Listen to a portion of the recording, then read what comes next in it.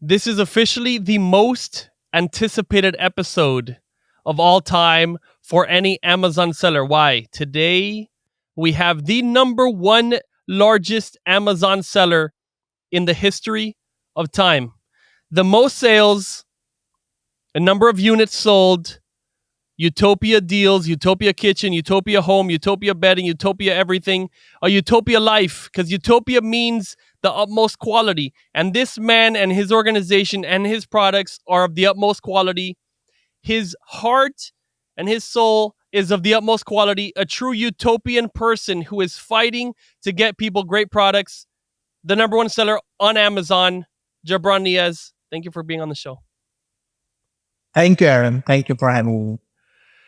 So, this is what we met in New York recently, and we had a good chat, I would say, and I believe your philosophy of selling on Amazon is very similar to mine, which is you have to have great products, and you have to, I don't know, sell. Like it's pretty straightforward, and don't cheat, right? I mean, that's the basics. That's my interpretation of just our talk.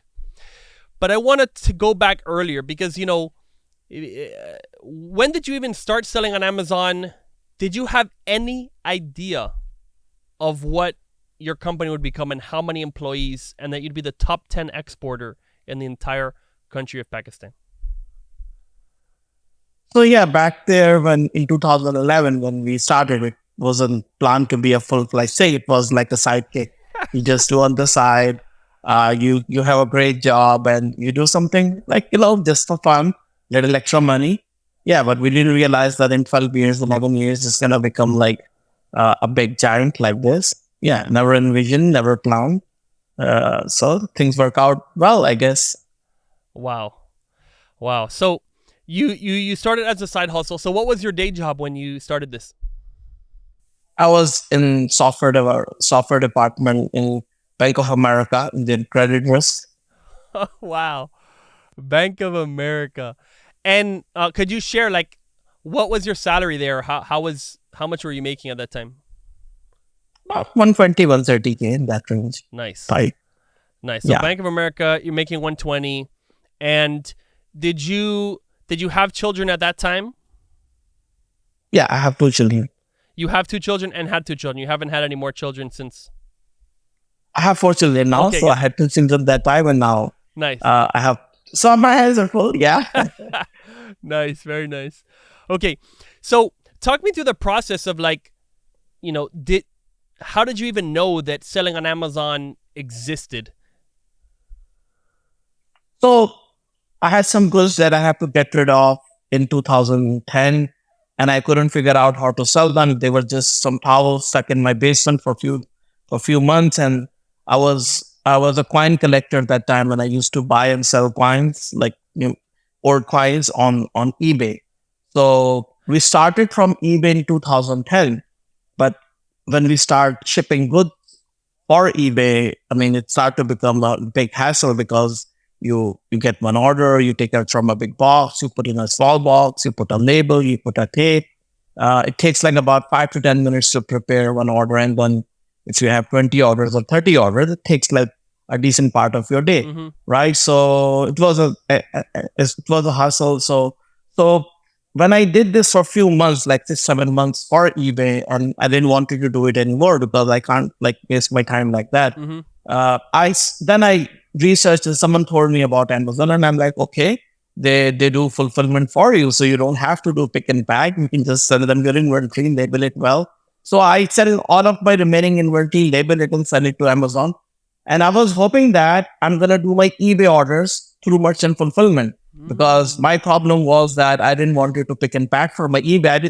I was still not considering Amazon as a platform to sell my products because I was always thinking Amazon as a bookstore that I'm going to probably buy some books from there. So if I need to buy a book about Greek coins or something, I'll buy from Amazon. If I need to sell something, I'm going to send on eBay. So that's how you used to think in 2010 and later. So I send my inventory to Amazon, hoping that I'm going to probably ship my eBay order that I don't have to do pick and pack. I just send everything else and I'm done.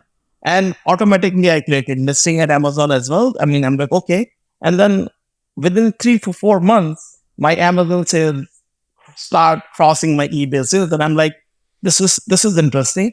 Yeah. And then we just keep doing that. We just start loving the process of not doing anything, not doing pick and pack for your order that someone else is taking care of you. Wow. And could you clarify what is a coin? Coin. So I like people collect coins, old coins, like ancient coins, Oh, like coins. Okay, okay. uh, Sorry. Okay, good. Like yeah, a gold coin, like a quarter or a dime or something. Oh, correct, okay, okay. correct. Sorry, the accent, my problem. I mean, I'm not English speaking first, and anyway, okay, I'm also not that great at it. So okay, good. So, amazing. So out of nowhere, you were not expecting Amazon to go, but then it started going. And in this coin, you're just selling collectible coins. You don't have any brand. You're just, reselling. yeah, so on eBay, before I start selling my towels on eBay, I was buying and selling coins, like stuff that I didn't want to keep. I sell like old coins. They're like unique items, and if I find some good coin, mostly buy at that time. So I start selling my towels. So I have like bath towels sitting in my basement. There was some, I imported them hoping that I'm going to sell them on B2B. I could not sell them on B2B. So I was stuck with them. So I had no other place to sell those bath towels, some bed sheets. And I end up selling them on eBay and then eventually on Amazon. Oh, so you wanted to do B2B. What was your original business strategy? Call up people or go to stores, or what was your original strategy? So yeah, I mean, just look for people at Alibaba or other platforms and search them, find out who's interested to buy them, make calls, send emails, see anyone is willing to buy. And that was hard. I had no experience, no connection. So it wasn't easy. It was tough. Well, yeah, I've failed at other businesses also, so we have that in common. We have failed businesses before Amazon that we had no experience. But funny enough, you also had no experience on Amazon or eBay. I mean, these things are new, so no experience on cold calling and no experience on Amazon. But one of them, obviously took Worked off, and out. the other one didn't. Yeah. Okay, so Right. so you I'm assuming, because obviously in Utopia you guys are number one or like top five sellers of towels and bed sheets. So when you imported and you failed to sell this item, this now became your sourcing, because I guess that just started selling well, and then you started your own brand. When, like, how long did it take you to say, hey, I'm going to start reordering and make my own brand? So when you list your products on Amazon, Amazon automatically asks you for a brand, and you're like, I don't know a brand. So you start thinking about it, right? So and that was one of the things that we thought is required if we want to list our products, and then it has to be branded. So ultimately, when we made the next order for goods, we put a brand on it so that we can put on a product. That's the first time we understand that how a seller need to have a brand, and they need to place a trademark on their product to make it unique, and which is different than eBay. eBay doesn't care about the brand, or eBay just you can list anything you want. It's set it up, it's very open. But Amazon is more organized, so they wanted you to put a brand name there. So we had to come up with a brand name, and that at that time we thought about the word Utopia. That's amazing. And when you say we, how many people are involved in this operation? How many owners are there? So me and my brother, we used to live in the same house in 2010. We both were immigrants. Interestingly, at that time, we both were working in Bank of America. Okay. So very similar job, very similar. He was a couple of years older than me. I keep telling people he's my smarter version. So so we both started it. Me and my brother. He was with us, and at that time, we whatever extra bandwidth we have after our day job, we used to just spend some time figuring out like how to create listings, how to create pictures. So he was there. He has equal contribution as I do to build this business. We are the two main owners of this business since beginning, and so far we don't have any dilution in equity. Okay, nice. So you guys, so the two owners, and you haven't raised equity or anything like that. So ownership has not changed. That's amazing. That's really really spectacular. And your brother's name? Adnan Niaz. Adnan Niaz. Excellent. Okay, so this how long was it until you quit your job at Bank of America? Like, what were you expecting? And when did you put that bar of saying, "Hey, I think this is gonna take over my career"? So it took us a couple of years to realize that this is a big deal, right? I mean, 2010, you were just getting rid of some goods. 2011, we actually made a proper 20-foot container order and bring some towels in and listed on Amazon. So our first year sale on Amazon was like, I think, 200,000, and then the next year we did $1 million. So even if you do $1 million, say you probably make a profit of like 100K. Yep. So for two people, it was still a side income. We were still making better. So the third year, it made more money than our day job, right? And the fourth year, and things are moving very fast, and to run an Amazon store, it doesn't need all of your days, so you can pretty much handle it in 3 to 4 hours. And I had that much bandwidth because we were two people and both were very organized. So in the fourth year, I mean, we were like almost, I think at that point, we were probably doing like maybe, if I remember correctly, $29 million in sales, and our annual profit was in millions of dollars.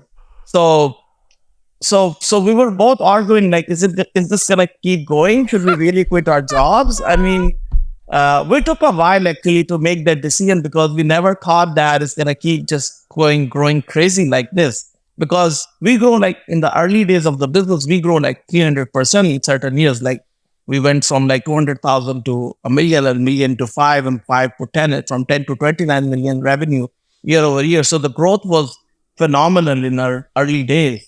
So by the time we reacted to it, it was already like 3 to 4 years. And that time I quit my job, and I think a few months later, my brother also quit his job. We were still like, should we really quit our jobs? I mean, what if something goes bad with this, right? And at that time, we were making millions of dollars a year in profit. So it was amazing. Wow, that is quite exceptional. Until 4 years, so you were at $29 million of revenue before you quit your day job. Correct. And what about employees? Did you start hiring? Or like, you're not managing just you and your brother 29 million in revenue? You have staff, I guess.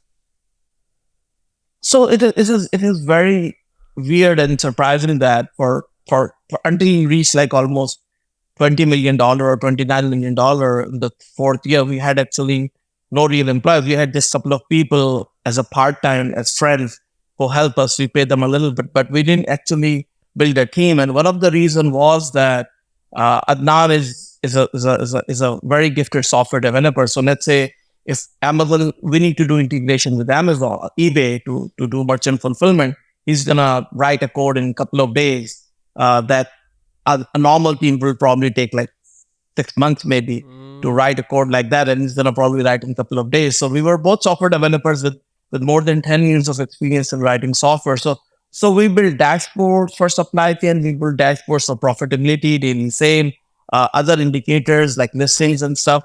So we automated a lot of things. So it was a smaller business. The main bulk of the task was done by Amazon with FBA.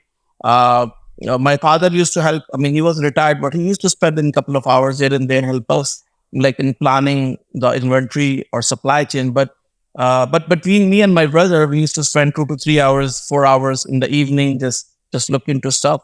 And especially like after going full time, I thought that we had, but when we crossed 20 million, yeah, then it was getting almost very difficult to manage by ourselves. So at that point, we start building a team to actually manage a business, because I think at that time we were keep thinking we can do it, but we realized that now there are too many things to do. We were still outsourcing like little tasks to like, there was at that time, there was this was called something else, freelance or Fiverr or Upwork. Now it's called Upwork. So we used to like outsource some of the tasks of we used to hire independent photographers for photo shoots. So we were like giving tasks to people, but on a contract basis. We didn't have any full-time employee that time, but we were like hiring people for photo shoot. Content we were writing by ourselves, this thing we were creating by ourselves. So the first 4 years, like we were doing like pretty much everything by ourselves. Wow. That's incredible. I feel overstaffed now. After hearing that, we have too many staff.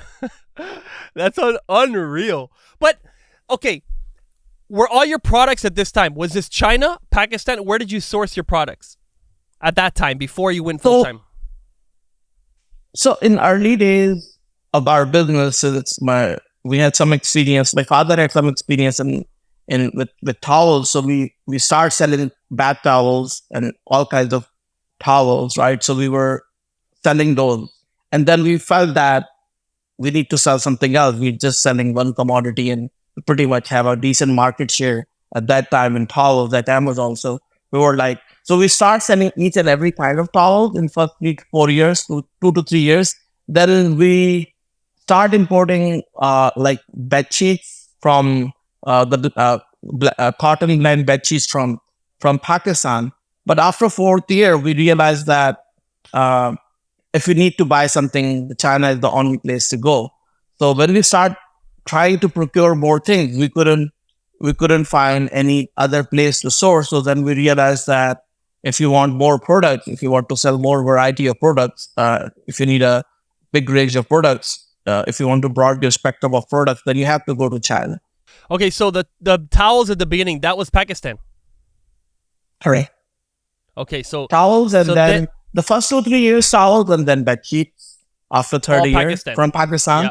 Yeah. Yeah, but after fourth year, we just pretty much everything we start sourcing was from China. Once we went to China, there was no going back. We keep sourcing everything from China. It was easy. Wow. It was convenient. Yes. Yeah, it is. And at that time, so now we're in like what, 2016, something like 2015, or in that range. That's timeline? Yes, correct.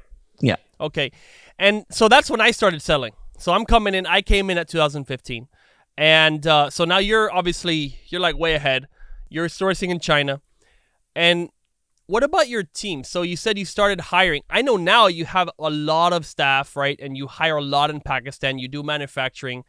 Like, can you guide me through the process of when did you decide, hey, I'm going to go back to my country and I'm going to start hiring people like crazy? Like, how did this whole evolution happen?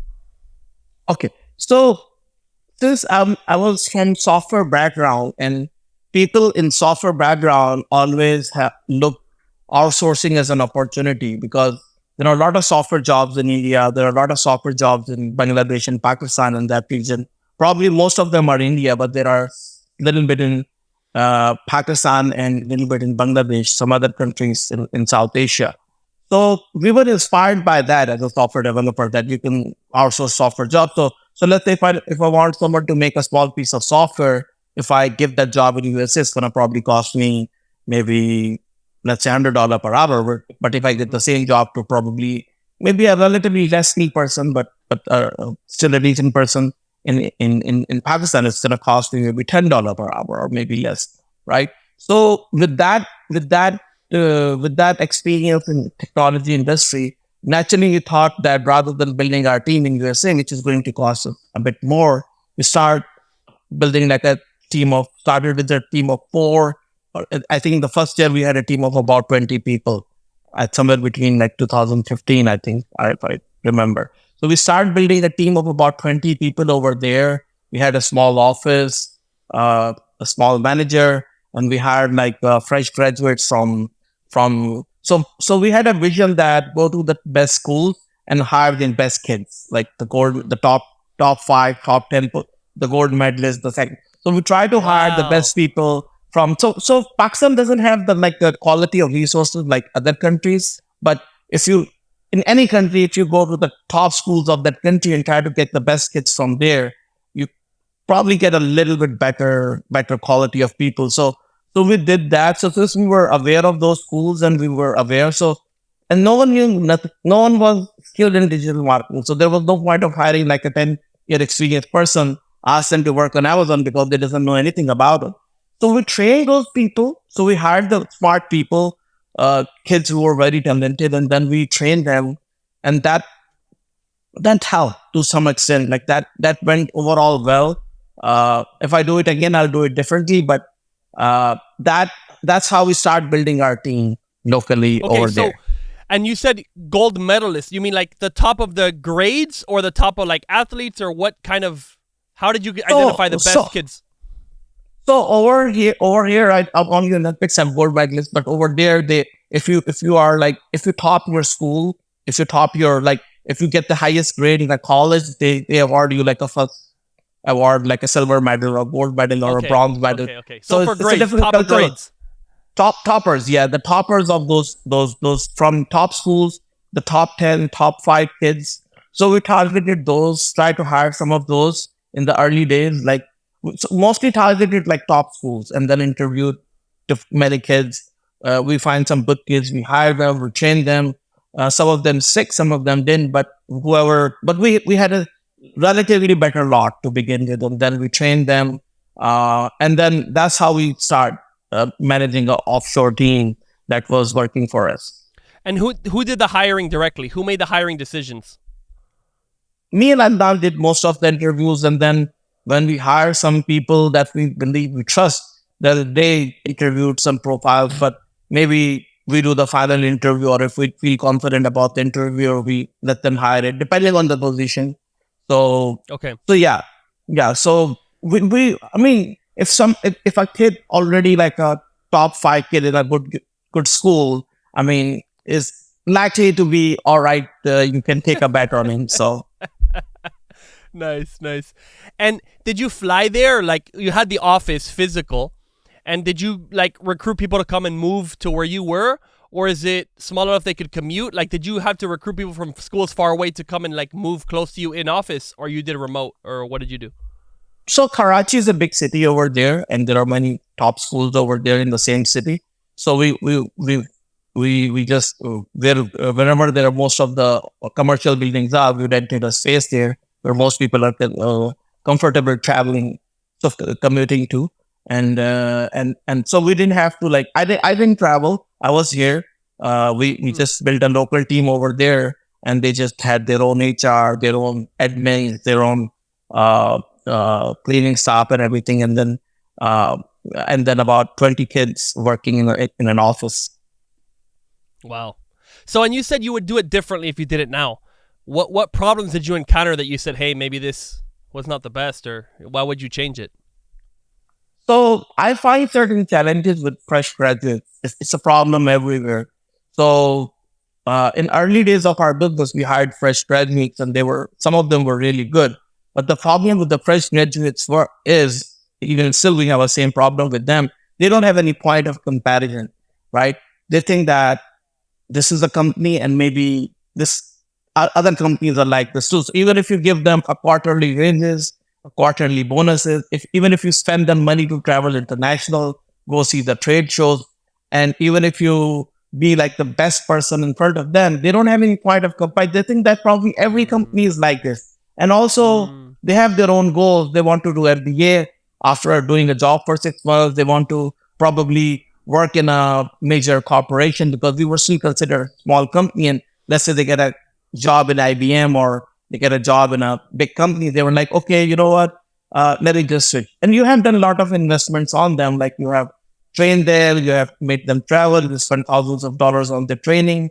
And now they're ready to deliver. And now some of them left. So we lost some candidates. Some people flew just because of just being fresh graduates. And we realized that the right approach is to probably hire someone with 2 to 5 years of experience, because they have seen the world. They can compare between good and bad. They know that this company is staying on time, paying well, making you international travel. You're learning a lot. So this is a great opportunity. But if they don't have that comparison, they just say that the rest of the world is as good as this, and they will just leave you, and it hurts. Wow. So they would just learn to appreciate you essentially, and not just take it for granted that they have this amazing job in one of the fastest growing companies on the planet. They didn't know about it. But would they go down even like with a lesser pay? Like they would get paid less and still go to IBM? Or IBM would match them? Or how was that pay structure wise? So when the fresh graduates comes out, they get a they didn't get a good salary because you always Sure. have to pay market competitive, right? And so, but when they get 6 months of experience, since they are like kids from a top school, with now they have experience and everyone wants them, they can get a jump as 100%, 80%. Even if you match for some kids, they are like, okay, I probably want to go to the big company where I see a very big office, hundreds of people sitting there, very beautiful view and all that, and they're offering me this, this, and that. So you can't convince them really at that point. So did you match or you didn't match? Did you I match them tried or to you didn't really nab, match? I tried to nab. Some kids like just went abroad for study. Some kids just find an opportunity in a much renowned company. So when they get the when you hire them, you're not their best choice. You are their only choice because you're a fresh graduate. Someone give you a job, you take it just like that, right? You haven't made that decision from that of part because you rather have be employed rather than unemployed, right? After being graduated. So they got the job and now they wanted to actually do something else in their life and they just moved. So all the investment in training that you have spent on them, all the kids who left was lost. So that's what I mean by doing things Yep. differently now. Yep. So in my journey, like I just keep working every day, keep learning from mistakes like these, like how to deal with people, what kind of people to hire, what is the right way to hire people. So that's like a journey for any entrepreneur, right? How you learn day-to-day challenges of your business. No, beautiful, beautiful. Okay, and then so how was that growth? Now you have the team, right? How many staff do you have today? Okay, so I have two companies right now. One is my e-commerce business, which sells on Amazon, and one of my big company is my manufacturing company. Also, I have a logistic company that's separate, but let's not talk about it. So my e-commerce business, I have about 300 people. 300. Okay. And 300 that's to 350. and how much revenue is that piece? How much revenue does the e-commerce company do? The last month we did close to 700 million. Woo! So the e-commerce, well, yeah, it's straight. So we have from phenomenal growth. So those 350 people managing a business of 700 million from a really less known country, right? Which is amazing because we have trained those people over a period of last 8 to 9 months. There are some people which are there for 5 years, 6 years, 7 years. So they have been with us in meetings every day, every single day for so many years, learned the business. So we have built a team like brick by brick, right?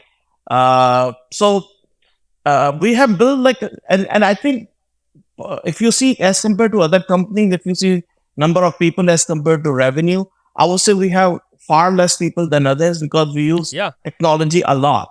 Mm. Yeah, and these people include, for example, all the content is written by us. We don't outsource. All the photo shoots are done by us, by internal team. All the videos are made by us, by internal team. So we have, for example, our media production team that makes all the video ads, all the videos, and all the still shoots. There are like about maybe 50 plus people, and they have Wow. such a big crew that if you want to make a production of a proper movie, they can make it, or like a TV series, they can make it. They have people from makeup artists, from light boy, spot boy, people who create the studio or the whole. So they have people that you find in a traditional uh, production house that makes a proper production. Uh, so we hired people that like from local industry. They were involved in making like local TV series and similar industry, and then we hired like some Western looking models to do some of the photo shoots. So it worked well. So we don't outsource for anything for the video, for the technology. All software we have like about thousands of screens, tens of thousands of menus on those screens, like from face recognition based in and out for employees in a company, from HRMS to from invoice creation to like all the way to Amazon and FBA, all the software with thousands of screens and 10,000s of menus, all built by our technology team in house, which has about 25 to 30 Wow. people. So we don't Wow. outsource any software. We don't use any PPC software or any other technology.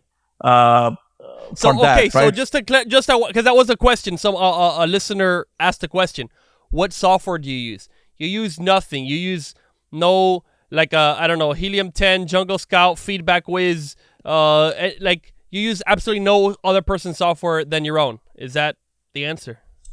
So I use some of these softwares, but I use them like very rarely. Like for example, I use ShipStation to ship my, let's say, B2B orders, right? Okay, Because it's ShipStation, convenient sure. to create label. Like it does it's not my core business. It is 0.2% of my business. The some B2B orders. I use like Helium for certain features of Helium 10.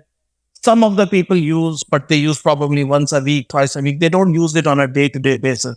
I think 98% of our software needs are being done in-house. I can put it this way. Wow. And we are always looking at third-party softwares to see that as a point of comparison, like, are we missing any feature?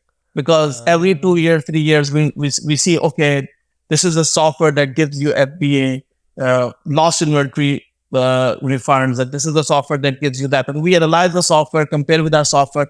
If the software has good features, we keep it for 6 months, and then we see if our software is doing pretty much same, then we stop the subscription. So we have used some software for a few months here and there, but only as a point of comparison. I think uh, for most software which are in the market combined for our needs, I think we have more features than them overall. Wow. So even if you combine some of the big software, our internal softwares then have more features than many of them have combined for our needs. Maybe they have features that may connect you to like Walmart and stuff. We don't need that. So I'm talking about the features that we need to do our stuff, and we have more features which is available in the market.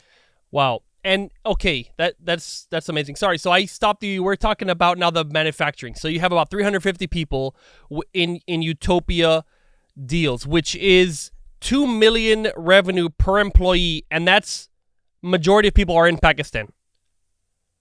Everyone is in Pakistan. Everyone's in Pakistan except yourself and your brother, I guess. My brother Anyone, moves to UAE, and we have one more person in Canada, but that's all. that's it. So you have 3 people outside of Pakistan. Everyone else, 347 people approximately, running Utopia deals, all in Pakistan. That is unbelievable. Okay, so what about your manufacturing company now?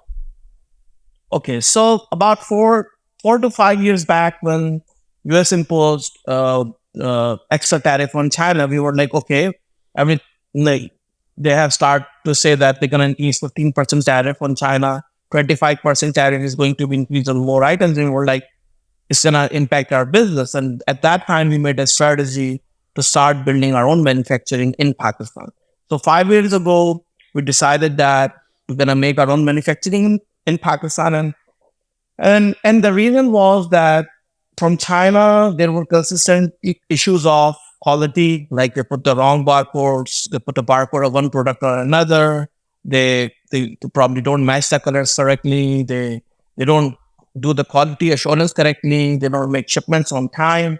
So there were a lot of pain points in negotiations, in quality, in supply chain, in communication back and forth, right? So we were trying to solve those problems, but also at the same time, the duty differential that was charged, like that is like a trade war between US and China. To fix that, we said, okay, you know what? We have some extra money. Let's build some small manufacturing, and we start manufacturing some of our products 5 years ago. And Hold on. So and, and we start to leverage. when you say you had a little bit extra money, how much money are we talking about? Let's say a lot of money. So, by the time we were selling on Amazon for 7, 8 years, by the time we were like more than 100 million in revenue. So, you're making a decent profit on that. And with that profit year over year, you're making for about 7, 8 years now. So of course you have saved something. And we thought that, with that money, you can do something. So initially we bought some industrial land that we didn't intend to use. And then we realized like, okay, we can build factories here. So we built factories, and we set up one manufacturing, started with the towel. That was our, like, we were more knowledgeable about that. And once we saw that it was going very smoothly, and it's reducing our cost of production, we start setting up more manufacturing plants in Pakistan. So last 4 to 5 years, we have like expanded that area tremendously. Wow. So how much investment dollars was, let's say, your first factory? If someone wants to start a factory, that's not like a cheap thing. Like, it's a massive undertaking, I'm assuming. Like, how much was it? Like, hey, boom, first to even try to see if manufacturing is going to work. How much was that investment? So, like any business over there, right? So the way we made it work, like we paid them an advance payment to our manufacturing, right? Let's say few $1 million, right? And they use that money to build land and construction. But over there, you can mortgage your land and construction and get more money. Then you can buy machinery on lease, like over here. So on manufacturing over here, we give them some money, right? Maybe less than 10 million or something, but they use that money to buy land and buy the land, build it at factory. But using that as a collateral, then there's more money through banks. They get machinery on lease, they get more land, they build more land and use that land to use more collateral. So we stretched our dollars basically, like by using the bank facilities. And back there, at that time, the government was giving like a loan as low as like maybe 2% rate. Well, this is Pakistan banks. This is Pakistani bank for exporters also. So they had very special rates for exporters to incentivize the exports, and they were giving very attractive rates, and we take advantage of that. So we used all the money we could. We built more land. We built more factories. All the machinery we needed, we imported. If our company was low on cash, we sent them more advance payment from the US company because US company was profitable. So we did give them a little bit investment, and then the rest of the money came through either as an advance payment that they use, and then they use a lot of the initial land as a collateral and raise more money based on that. Okay. Then, of course, now they are working. Yeah. Now they are like running for 5 years, and they have some profits of their own to set that off. So now they're pretty good. Sorry. No, brilliant. And what kind of pricing do you do between companies? So, like, let's say you're buying a product for $2 in China, and your factory can make it at $1, right? How much are you charging your e-commerce company? I wish I can make it for half the cost. I mean, the manufacturing have about 5 to 10% margin. So we have a margin like everyone else, about 5 to 10%, and we keep that margin. So it costs me pretty much similar, but my manufacturing also makes profit, which gives it more money, which can help me more supply chain. I think, but the biggest benefit I have right now, it's not like I'm going to buy the products at 20, 30% cheaper. My manufacturing can be 10 to 15% cheaper cost. But hypothetically, if I'm setting a product as loss, I can probably go at a 15% loss over here because I know that I already made 15% money on this before. So even if it's going 15% loss right now, I'm actually not really losing anything. So it makes me confident that even if my US company is not making money, my other company will offset that loss through their profit. So one of the benefit in manufacturing, we got that anything we order, we keep buying the same product for like last 4 years, right? And that reduces the cost of production because you're making same order, same product over and over again. You're buying it in bulk. You are like, you don't have any leftovers after the order closes because let's say you have a 10% leftover, you're selling that half a cost if you don't have an order. But in this case, you're ordering to yourself and keep repeating the same order. So hypothetically, it is very hard to beat China price. By the way, they are very good at it, right? They are like really smart. They have, but it took us like about 3 to 4 years to really build a notable difference between China prices. Like to be certain products, we are still like break even price. Like the cost of our production is almost similar to the price we get from China, maybe 5% products. But now 90 to 95% of the products, we are probably somewhere we are 5% cheaper, somewhere we are 10% cheaper. 15% cheaper, but something like that. But you're saying you charge your e-commerce company pretty much the same. Like if it's 5% cheaper, you're going to charge the same as China, but now your manufacturer makes the money, not the e-commerce. Like e-commerce is going to get about the same deal. That's how you do the internal economics. Okay. Correct. Wonderful. Okay, so now number of staff. How many staff do you have in the manufacturing? right now we have like our employees and the contractor employees, all the people who work within our factory, everyone included is about 10 to 11,000 people working in our facility Woo! right now. 11,000 people, 11,000 jobs. Wow. Wow. How did you scale that? How do you even get the teams and the people, and like, are you involved in that? You just hired an HR team and they did it? Like, how do you even get to that scale? That's like mind-boggling in a period of 4 years. That's just unbelievable. Lot of blood and sweat. That's all I can say that. I mean, it's tough. Like you hire HR, of course, HR gives you good people that of course you have to interview. And then you hire some people, you trust some people to interview for you. Then they hire more people. In this process, you make mistake. Then you restructure. So in 4 years, I have probably restructured my team many times. I made millions of mistakes. There was a time that we were like calculating how much money I lost by just making mistake as a new entrepreneur, and it was probably in like north of $4 or $5 million of worth of mistakes. If I was a true expert, I could have probably saved $3 to $4 million. But that's a cost of doing a new business, and I saved probably tens of millions too by making good decisions. But of course, there was some benefits that the government was giving. I was not aware of that in the early days. I didn't hire very professional people because I was trying to save money in the salaries. But I realized that by just hiring a guy who doesn't know how to do the job, it make my engineering project cost 3 times higher because of his incompetency. And by saving probably like $3,000 in the annual salary, I probably lost $100,000 in extra material because of the wrong decision. So things like that. And I get better with time.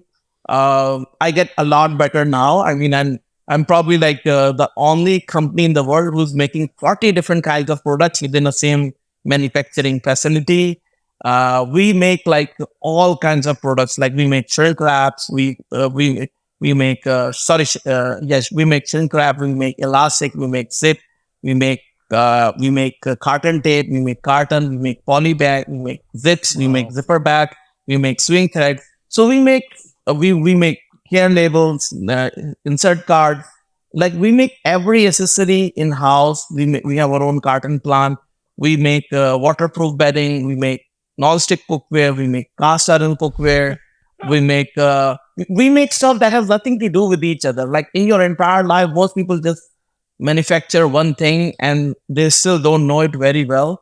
But in this process, the process of last 4 or 5 years, because we were selling so many different kinds of products. So if we want to make it in house, we had to set up different types of products, right? And in that process, we built many teams. Many teams we have to restructure for the reasons of my own mistake that I didn't hire the right team first time, and then I realized that the team is not doing the job. And then when we made mistakes, we hired better team. So I get a lot better at it. I'm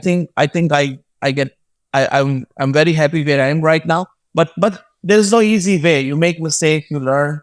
Luckily, we had a business to support it who will keep giving us orders, and we build this. But now this company is insanely optimized. I mean, now our cost of production is insanely compatible to China by 10-15%.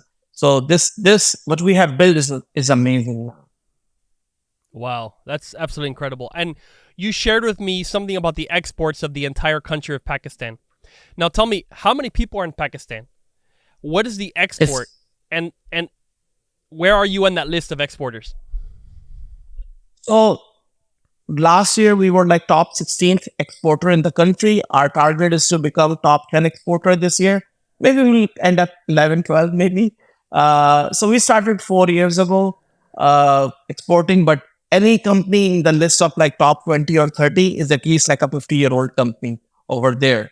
So we may be the only company who is 4-year-old and now in like top 20. It's a very rare thing to have such a big company. We use cheap raw materials, so our finished product, the value is less. So we use polyester. Let's say if we use cotton, our export value could be twice because cotton is twice more expensive. But in terms of the manpower, we are so I would say in terms of the number of containers, I give that. So we export 500 containers every month, right? So we're probably in top Wow. three in the country in terms of number Wow. of containers. Yeah, And what's the population of Pakistan? is about 220 million. It's world's So just largest country. Yeah. nice. That's amazing. It's a great place for the future. I mean, you are leading the biggest, I would say, evolution of exporting of the entire country. Nobody is faster growing than you in exports. What the hell? I don't know if you've realized what kind of impossible feat that you've actually done. And this is. I mean, we never planned it, and this is insanely crazy. I agree with you. No one would want to go that part of the world and build. A lot of people were pulling out money that time from the country, and we were like doing some completely reverse of that at that time. And now the things are better over there, so people may want to do it now. But that when we did all these investments over there, it didn't make sense. But we have done this in past. We usually don't follow the majority. We just see that what we feel right, and we want to do it. And many times it happens that we are doing stuff differently than others. And as long as we are okay with that, we want to take our chances. That's amazing. Now, what drives you, right? You have more money than any individual human being could want just for themselves in any reasonable fashion. Like, I don't see you driven by a desire of physical things. Like, what drives you to keep going and keep wanting to grow and keep wanting to make, literally in the tens of thousands of jobs for people? So me and my brother, I mean, we probably don't spend that much. I live in the same house I used to live 7 years ago. So I didn't move. I didn't change my lifestyle a lot. I mean, there were some business class trips here and there, but mostly that the lifestyle didn't scale 20x or 100x based on my income increase. It's probably like maybe 50% more spending than I may be doing. At least I can spend that much stuff that makes my Of course. life easier. My stuff for the kids, of course, we are like usually like, okay, I want to send my kids to the good summer camp and probably uh, pay for the good daycare. Of course, those are things if you can afford, everyone would want to pay for them. But I haven't changed my lifestyle a lot. I think I love building new business. I love manufacturing. I love selling on Amazon. Uh, the most important thing I do right now for my company is design all the new products that we launch, and we launch hundreds of products every year. So I design them. I lead the design team. I mean, when I say I don't do myself. There are like at least 30 people, 20 people who are designing products as a team, but I lead that team and I love doing that. So designing like products which are different, that creates value, that makes people life easier, and get them better products, maybe with better features. I can give example, and sometimes people laugh at it. Like we make a mouse trap that doesn't hurt the tail of the mouse, and you can reuse it and release the mouse in the wild, and it saves the mouse, and it makes the kids feel good about it, and it's good for everybody, right? And you design a patented product that that that you probably spend 6 months in designing, but it makes you so little stuff like that I enjoy doing. Wow. So you literally make the better mousetrap. That That's what people we say try that to do. like Yeah, yeah. literally. Okay, so I have some questions here. Um, so one person asked, if you were going to sell your company, how much would you want for your company? I mean, I have no intentions of selling my company, but I think it worth in billions of dollars. A e-commerce company which is growing 50% year over year with 700 million in revenue, with its own leased warehouses where it is competitive logistics, with its own technology and software that no one have, and with all your workforce in a country where you're paying 10% of cost of but others might, and many others might be paying, a business that is very profitable. You don't want to sell it for anything less than few billion. But I love this so much that I may not want to may not want to sell it at this point. I want to probably Nice. keep doing this is probably, I don't know if I sell it, what I'm gonna do next day. I mean, it's gonna be very hard for me to survive a couple of days without doing anything. I agree with you. I agree with you. Okay, and we talked about this before, but somebody asked on the question: what is your launch strategy when you're launching a new product and it's starting on Amazon? What is your strategy? Okay, so every category is very competitive, right? I mean, there are like we say like there are millions of sellers, and how do you compete with all of them? And if you so first you do like everyone else, we do the study like what will be the cost of my product, what will be the import cost, what will be the my freight, ocean freight, what will be my landed cost, what will be my warehousing cost. So you have to be very good at it, right? A lot of people who haven't done a large scale business, they can't calculate these numbers accurately and make mistakes. What will be my storage cost at Amazon? What will be my marketing cost? So first, we call it a cost feasibility, like what how much profit you're gonna make. So let's say my product is gonna cost me, let's say $5, and it's gonna make a profit of $3 based on how other sellers are selling, right? But it's very hard to find products that make that kind of a profit today because anytime we go into a category, people are fighting, they're neck to neck, and when you try to find the feasibility, there are some if you compare yourself with the lowest price or someone who's on a D, you say like I'll be almost break even or making 50 cents. And if I leave some margin for marketing and storage costs, I will be nothing. So you will have so like everyone else, we do that for hundreds of products or maybe thousands of products every year. And then we find something where we see like, oh, there are a couple of dollars there after for comparing people who are on the deal or people who are doing at a good price. And you only compare yourself with a viable option. Someone maybe have a 3.5-star review. You don't compare them with that. Sure. Someone who's just launched, you compare with like 5 or 6 the prominent players who are selling that product on the first page, right? So when you see that potential, then you see that biggest challenge will be like when you launch and when you become successful, your competitors will reduce the price too, like you. Then what you gonna do then, right? That's the main question. Does your product have anything like better than them, like maybe like a little bit more better color, better style, better appearance, better design, maybe better value? Maybe you're giving 2-pack versus 1-pack. So what's the value you provide to your competitor? And then there are other things. Can I package my product better to reduce that BA cost?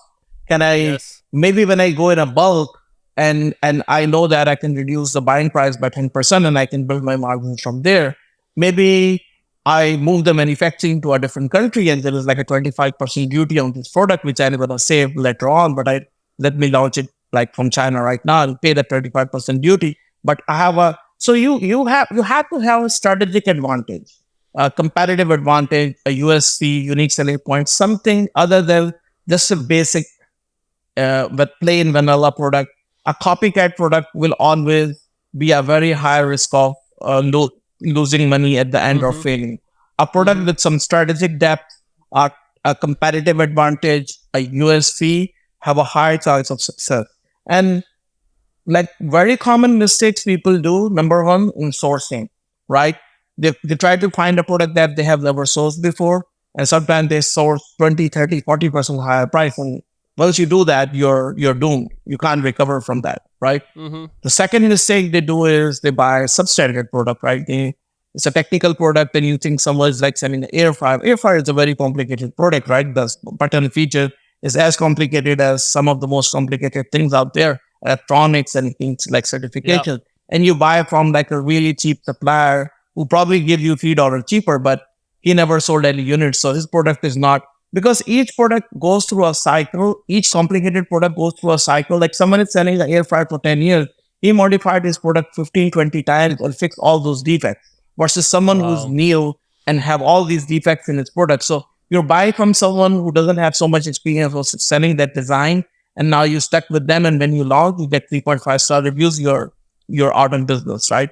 So people mistakes like select wrong supplier, inexperienced supplier, or supplier who doesn't have experience of too much.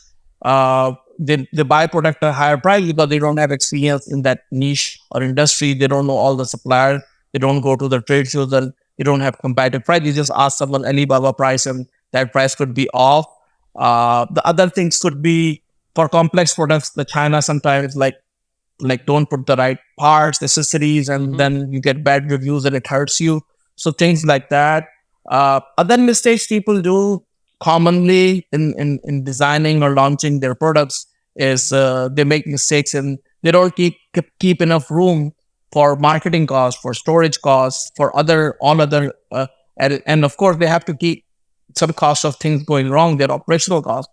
So you have to keep everything in mind when you're making that decision. So and people are in a rush to launch product. Like you try something, it's amazing, let's launch it today.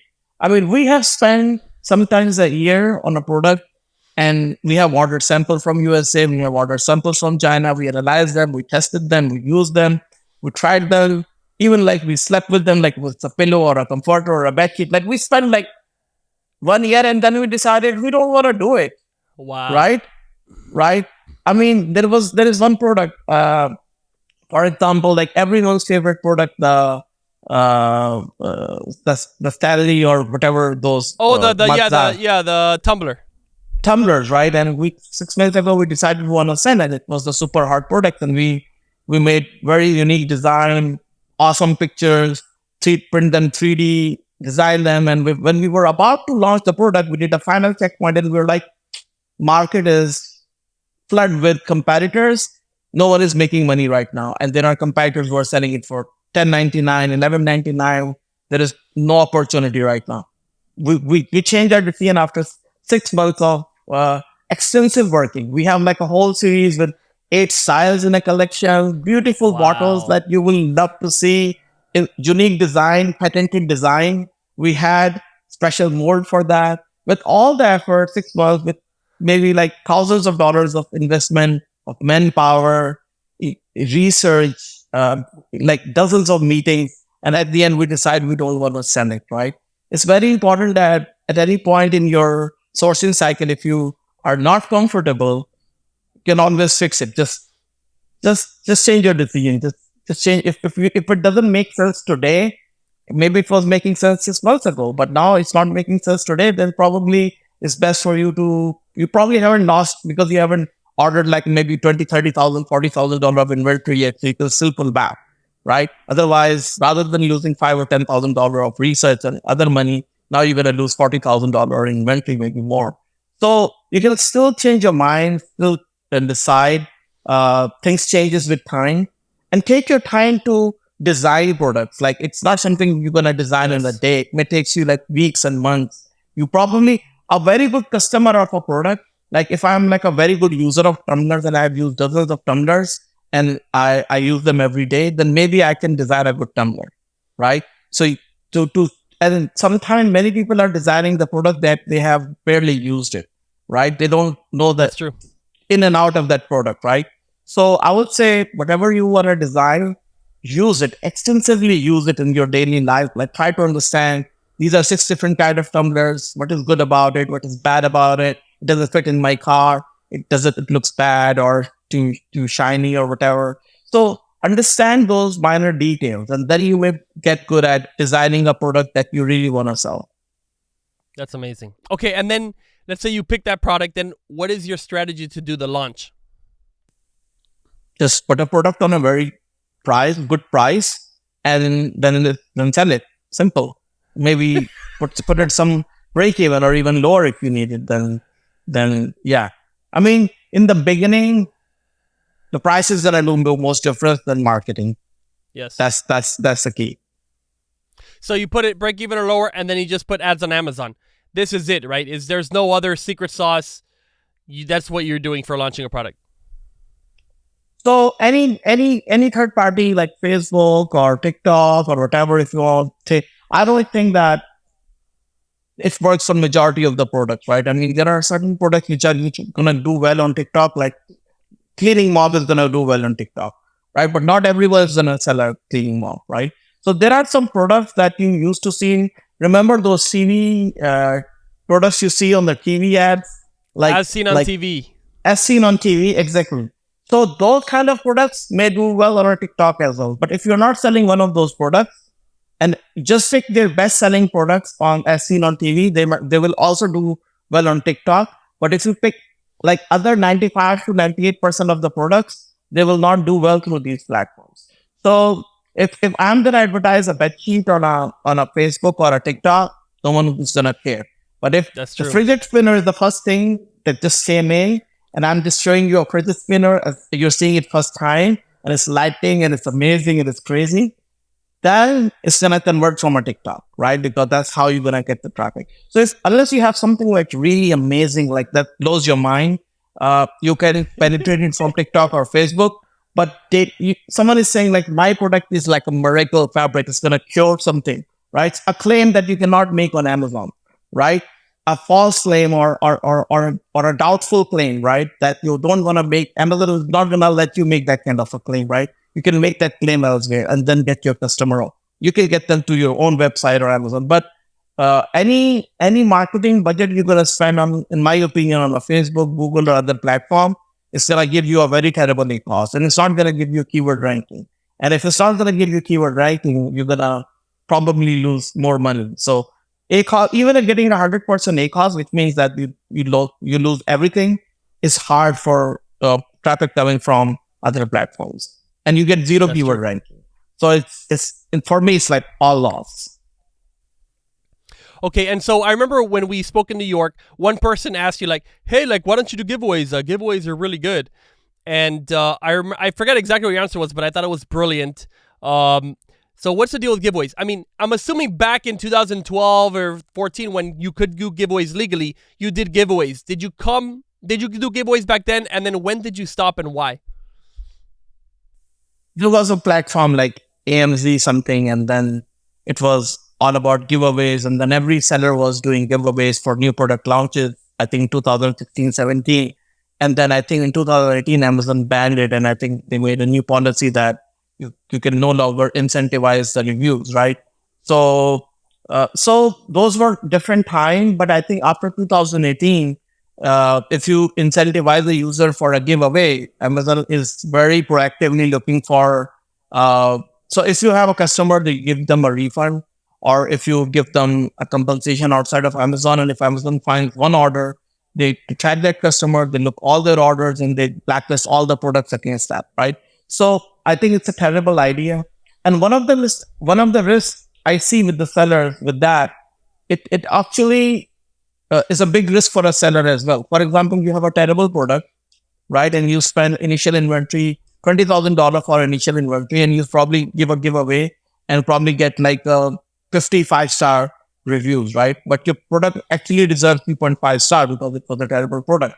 Now instead of you just losing $20,000 on a terrible product, now you have a product with 4.5 star maybe, and now you order $200,000 of inventory because you think that I'm going to make a crazy profit. You can't now give away of all that 200,000 on 30,000. You give like a 30%, 40% giveaways, right?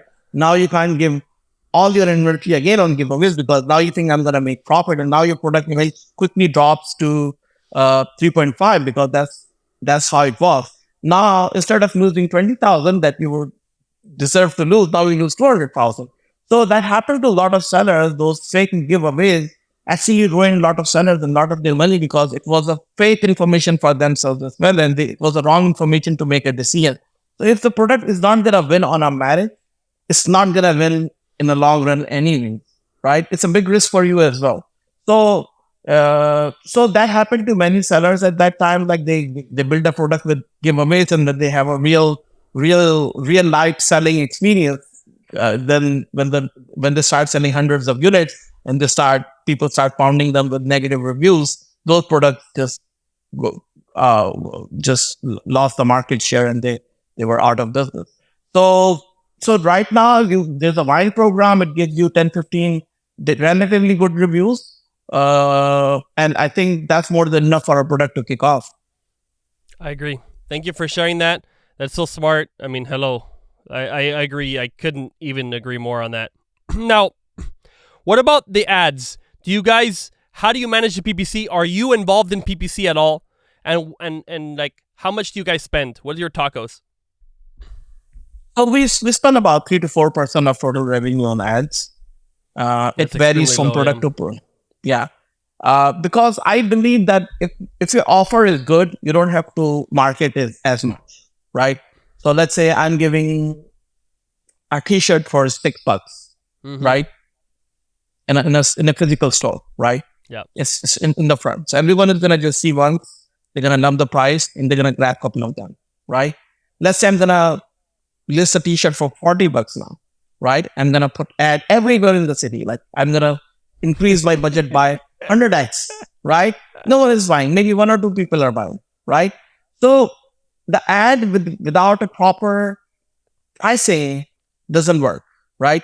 So if your offer is not competitive, then you have to spend a lot of money to sell it, right?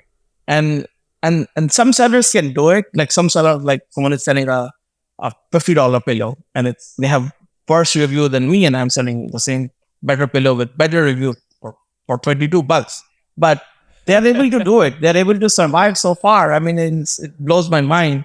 But but that's a tough strategy because then they have to probably spend maybe many folds higher marketing costs than I'm doing. Well, yeah, don't worry because I think they're about to file for bankruptcy, that company. So, Let's see. all right. Yeah, we'll see. I heard there's news. There's rumors. Okay. So, and then are you involved in the PPC yourself at all?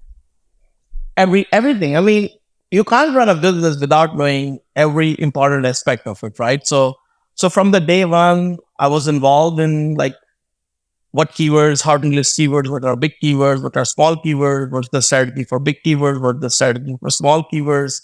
And we build like internally like a very detailed protocol, like how to target, how to build campaigns, how to group keywords in big different campaigns, uh, how to monitor. So you have to monitor the marketing budget of your keywords every single day, right? Yes. And you have to keep adjusting it, right? So let's say you're targeting a keyword and your targeting cost was 25%, and now it is going, some keywords are doing 40%. So you have to reduce, you have to adjust. So the team who is managing your account, they have to like, and we have tools that shows you this data in a very, in a way that it doesn't take hundreds of clicks to figure it out through Seller Central. So we have internal tools that gives you summarized way that that this campaign is good and this campaign, and we group the keywords in such a way that we can make quick decisions. It's all about how you organize keywords and how you target keywords and why you target. So there is like internal thing that I cannot tell too much about it. But it's a very organized. It's something that we have built over time. Like we tried something that didn't work, and we build something better. We'll build something even better, and then we keep building it, and then we have now a structured policy like how we're gonna target keywords and how that works. So that's our one of the top skills. How we do PPC is we have like a common way that all the teams follow the same strategy, and we teach them. We do like internal competitions, tests, quizzes. Oh, for real? Oh, that's amazing. Yes. What? So we award people who perform well. We give them tests. We keep them on their toes. If a product is losing money, so there is a lot of automation too. Like for example, if a product is going out of inventory, it doesn't have enough inventory on Amazon. Let's say our product only have like a 5 day of inventory on Amazon. Why I'm gonna market on that instead of go out of stock in 5 days anyway. So we already have a momentum, right? So you have some automated rules that helps you save money. Otherwise, I'm gonna keep marketing until I have the last unit of it, right? So there are hundreds of such techniques. I'm just giving you a hint, right? Like that's one technique, right? So we learn those techniques. We find like, so every time we have a discussion, why you lost money on it? It only have 5 day inventory. And then we realize that, oh, this can be automated. I can't rely on this guy if gonna do the same mistake next. So let's say we build it in a part of our software, automatically stop campaigns if you're running out of stock. So there are things like a bunch of automation, a bunch of software, dashboards, and we do like daily meetings, like how many units you sold yesterday, why the sale is dropped or increased, and what are we doing. So every day talk about every product, right? I mean, so people don't review at this what as level? At what level is that? Like, who's having the meetings? Like, how many? You're not meeting on every product. You have too many products. So how do you do the management structure and layer of meetings? So there are 4 layers, right? So I meet every team every 2 weeks. The person who reports to me meet everyone once a week. The person underneath them meet do meetings with them at least twice a week. And the person who's in charge of the team is actually at the fourth level down. He does check. He's responsible to check everything every day. While there is a specialized person for each product. So let's say there's a team that have one manager and 4 people, 5 people. They are trained for a category, right? So we train people for a category. So let's say someone is trained for sheets, someone is trained for towels, someone is trained for something, right? And then within that, there's a lead, and the lead have like a bunch of people underneath, and the lead is responsible. And there are 3 levels up, people who are actually, so there is a hierarchy, there's a depth, there's a expertise. They know how to escalate a problem or to reach out when they get into problem. And there is a very due diligence, like we go back and forth a lot. Okay. And so you're saying every product, every SKU, there's some level of person who's responsible and is checking the sales of that product every single day. Every single day. And how many products does that one person have, like at a maximum, that's going to check every day? About could be 5 or 10 SKUs, more or less. 5 or 10 depending, SKUs. or at least 3 to 4 products, because one product can have variation. So each product, it's four parents, 4 parent SKUs, 3 to 4 parents. Yeah. And that person's job is what? Are they in charge of design or anything like that, or just in charge of like ads and pricing? What is the role of that person that's down to, like, let's say 4 products? So that person is responsible, most importantly, manage the price, because the price is based on competition, right? So if your sale is dropping, you probably have to drop the price. If you're going out of inventory, you have to increase the price. If there is a new competition putting a deal on, you probably have to bump up your marketing. If your campaigns are not optimized, they're because you're reviewing them every day, and some keywords are not performing as good as others. So you have to fine tune bids and stuff every day. So that person is doing at a very lowest level every single day.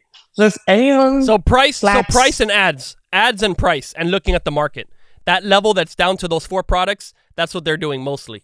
Not images, and supply not planning. And also supply chain. Supply chain. Yes, have enough stock. Okay. Wow. So they are like I love that they are like the god of the product, basically. They are like, if anything goes bad with the product, I'm gonna grab them like, why the heck you screwed up, right? So I make so you want to make one person in charge of something, and only one person should be in charge of that primarily. Yes. So that means that you can't have 2 people managing the same product, right? Because then they're gonna blame on each other.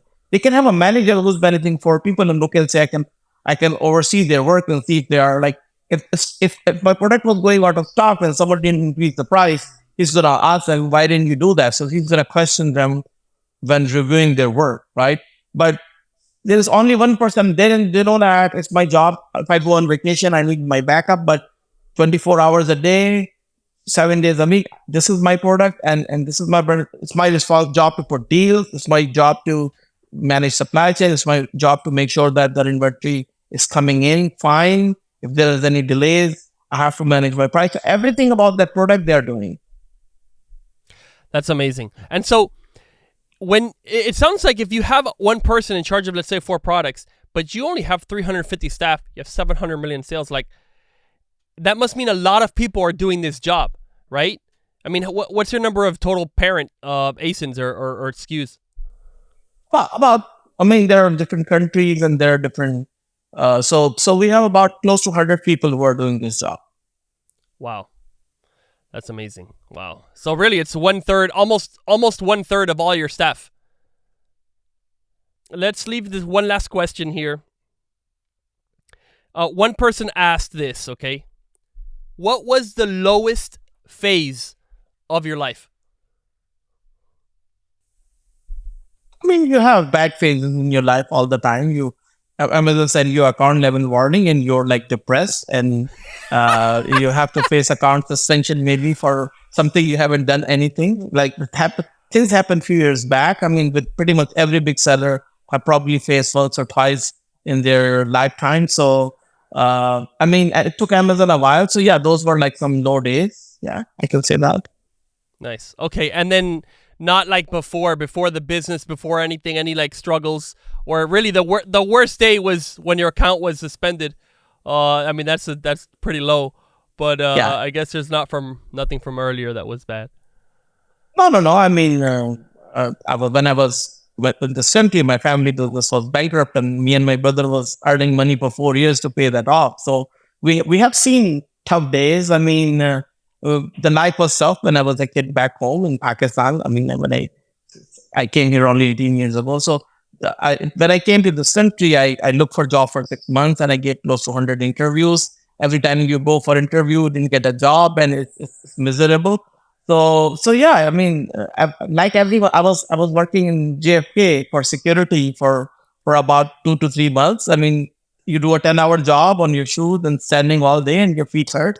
Yeah, I mean, like everyone else, I had my struggles of my life, and every like middle and lower class person, middle to lower class, I had the challenges, and I dealt it. I think that's part of that makes you what you are today. That's right. That's right. All right, ladies and gentlemen, this was Jabran Niaz, literally from the bottom to the top 20 exporter in the entirety of Pakistan, #1 seller. Most months you're at #1. Sometimes number of unit seller ratings, pattern will come back and forth. But listen, I think those guys got nothing on you, and they're resellers. You are the undisputed #1 Amazon seller, guys. Is you don't have any like newsletter or any social media or anywhere people can follow you. You just have to find you when you come to my podcast, right? They can't follow you directly. No, I'm on LinkedIn. I make some posts once in a while. Utopia Deals have a LinkedIn page. Utopia Industries have a LinkedIn page. So we make a lot of posts over there, and people follow that. Okay, wonderful. So if you want to find Jabran Niaz on LinkedIn. He has previously publicly announced that he will accept your request as long as you have a face and you're showing your face. So you'll get a famous person to be your friend on LinkedIn. So go add him. And guys, Jabran, I just want to tell you, thank you for coming on. You're an inspiration for literally millions of people.